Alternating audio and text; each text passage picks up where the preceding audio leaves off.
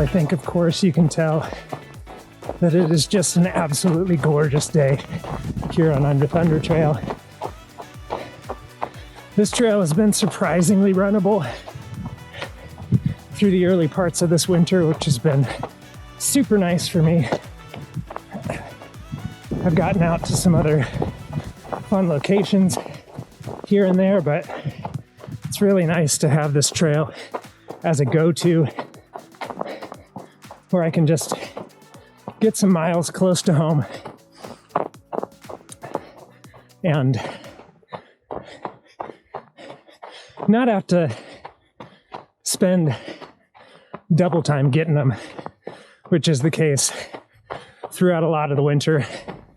When there's 6 inches of snow on the trail, you're just not pulling 8.5 or even 9.5 minute miles. So yeah, even right now I'm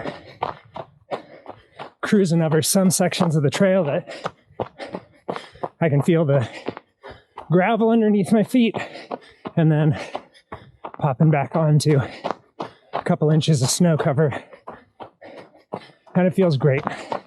And all the snow on the trees, it is just beautiful out here today. So nice. So yeah, trying to share it again today, and also trying to get some clarity on this camera, the Insta 360 X3. How does it shake out as a daily run vlogging option? Is the quality there? Can the audio hold up without extra accessories?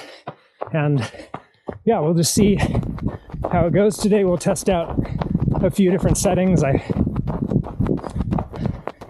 put some different settings into the quick menu options, and hopefully those will be the ones that people are most interested in. And we'll see what we can learn together today. If you've been using the X3 for recording any running adventures, definitely leave your favorite settings down in the comments. Let me know what you've thought so far about this camera and its potential. I've never used the GoPro series of cameras, and I've been interested in, but haven't tried the DJI Osmo series, action series. So I'm coming at this, comparing it to a bigger mirrorless interchangeable lens system, which definitely puts out some good quality, but isn't really designed to run with. So yep, I'm interested to hear what you guys think, and hope you enjoy the beauty that we're finding out here today. That's what trail running is all about. So let's go.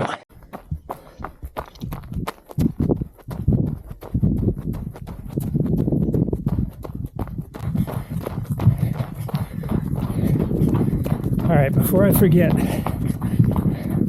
one of the main things that I wanted to say about the X3 since I picked it up and started using it for run adventures is that the 4K 120 FPS bullet time is a way undersold feature on this camera,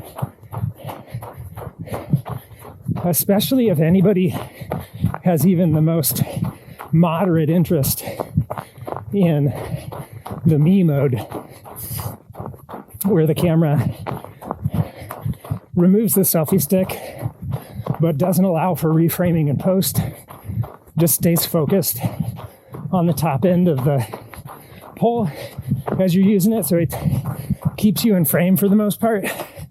And that's exactly what bullet time does. And it took me quite a while of paying attention to other reviews, looking up product details to figure out that there actually isn't any requirement. Actually, it wasn't even until I had it for myself that finally I figured out that you don't need to have the cord for spinning the camera in bullet time. You don't have to have the special stick, and you don't have to spin the camera. So if you've been wondering about whether you could get a full use out of the 120 FPS option, and whether the 4K in that option is real, I'm here to tell you that bullet time is a critical feature for the way I would want to use this camera. So anything that looks like super slow motion in this video, that was shot in bullet time. And I think it's great. Yes, it would be really nice to have a 120 FPS option that you could reframe and post. There's a 100 FPS option, but the full sphere of recorded resolution is so low that I feel like it's really barely usable in most of my videos. And I know getting super concerned about the resolution is maybe a little bit overkill for the videos that are going to be made with this camera anyway, but I can't help it. Coming from a long background in still photography and then switching to video at a time when 4K is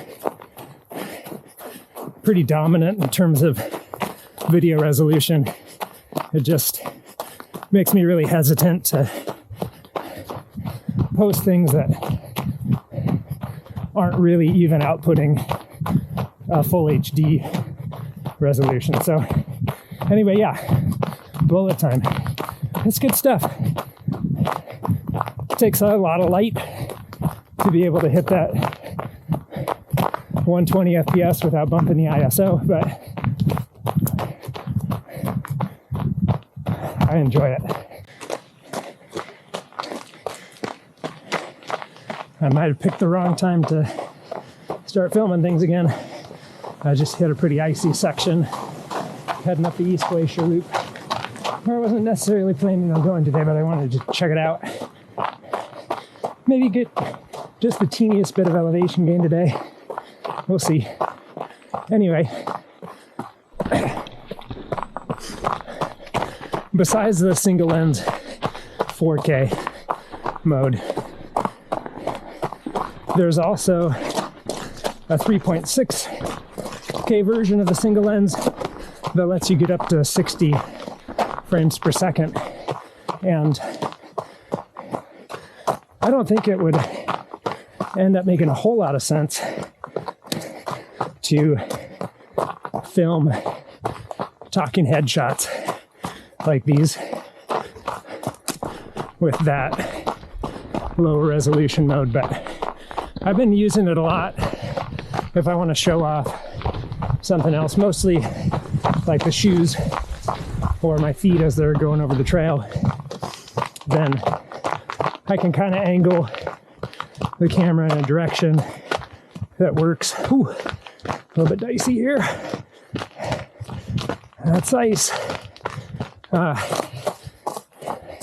Anyway, so yeah, I'll include some clips of that so that you can get an idea of what's going on at 3.6K, 60 FPS. Found a little sunshine here. A lot of East Glacier Loop is so covered by low trees that even after we've gotten a few inches of snow in the valley, it's still got a lot of clear sections. There's a lot of foot traffic tracks out here today, which is nice. Good for people to be getting out, enjoying a Saturday break from the wintry mix weather, rain and snow. So yeah, anyway, another thing I wanted to mention was that I did try some different settings before I started out today, trying to figure out whether there's a way to make the single lens filming a little bit easier. Get the horizon lock that's possible and the extra stabilization. But the problem was that really turned out to require a pretty big drop in resolution down to 2.7K for the single lens mode. And I just, like I said before, don't really like that. Don't like that trade-off. So I'm trying to figure out the right places to hold the camera, how to keep some stability for it, level, pointing in the right direction without having to think about it too much. It's actually kind of nice for the screen to turn off after a while. So you can just let your body focus on holding the camera level and stable. And remember to look into the lens when you're looking towards the camera instead of always underneath it at the video playback. So yeah, anyway, didn't know I was going to get this much vertical today. Loving it and having fun out here. That's what it's all about.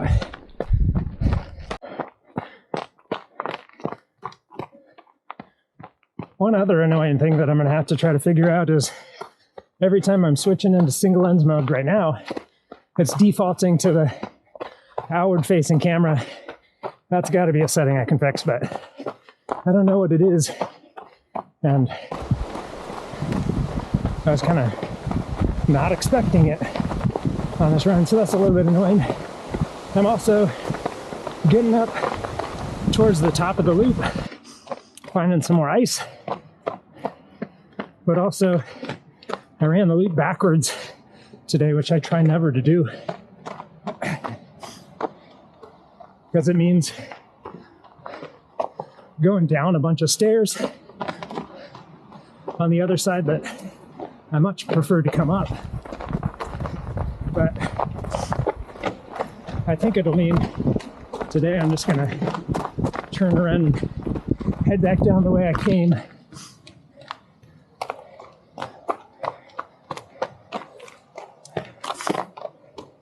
This ice is a little worrisome for a downhill section, but I think it's covering the trail little enough that I'll be able to get myself to just slow down and be careful when I head through those sections. But yeah, this way I'm going to get over 8 miles just on a straight up out and back, maybe almost 8.5. Beautiful sunshine, blue sky up overhead. Mountains are all lit up off to the sides. Light in the forest is gorgeous, and of course there's this dusting of snow on all the trees.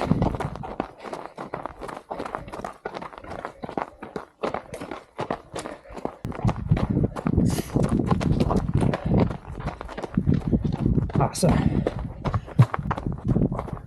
That's the top of the stairs. I'm ready to turn back. Had to pass a couple people right before I got to the top, so I'm gonna have to run by them again, which is never your favorite thing to do out on the trail, but they understand, right? And oh man, the forest looks great. I'm gonna have to switch to some slow motion.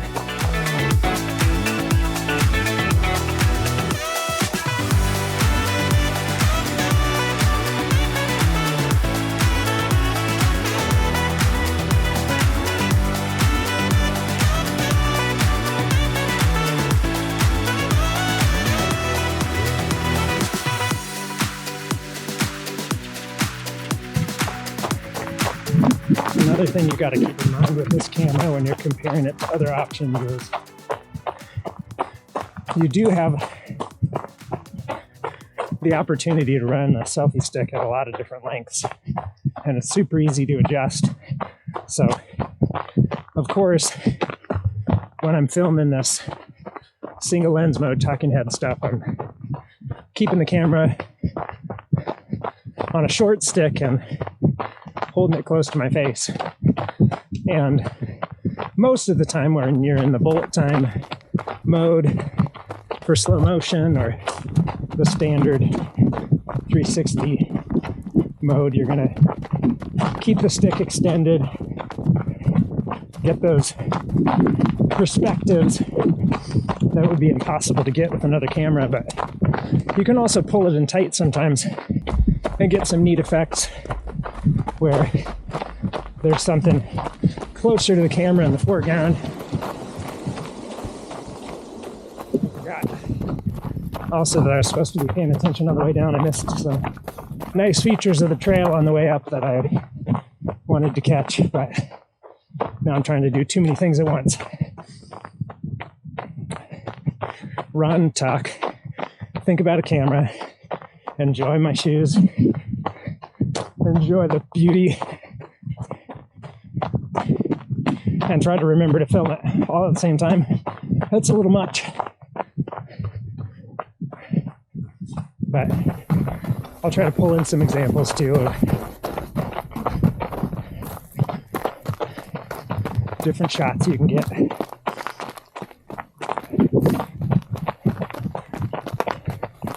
It's nice to keep it dynamic for sure, whenever possible. That keeps things interesting.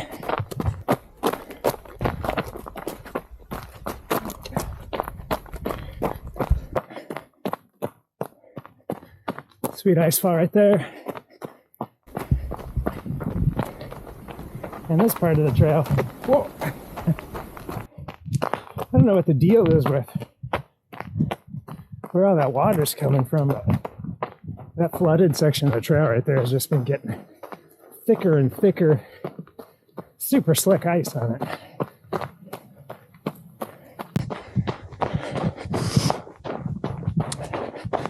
There are a couple things you could do that would be so awesome. First, if you've enjoyed this video, please like and subscribe. You know the drill. It's just really helpful for channels, little channels like mine that are trying to grow. So I really appreciate that. And the second thing is, if you've got any questions about the X3, if you've got any questions about running trails in Juneau, if you have any suggestions of features on this camera that you'd like to see me test out, or if you feel like you didn't get a good look at the footage from, go ahead and leave all that stuff in the comments. I read every comment. I usually try to respond, and I'll be happy to help out with some answers down there, or making another video about this camera and how it works for running. So thank you guys so much for watching, and have an amazing day. Peace.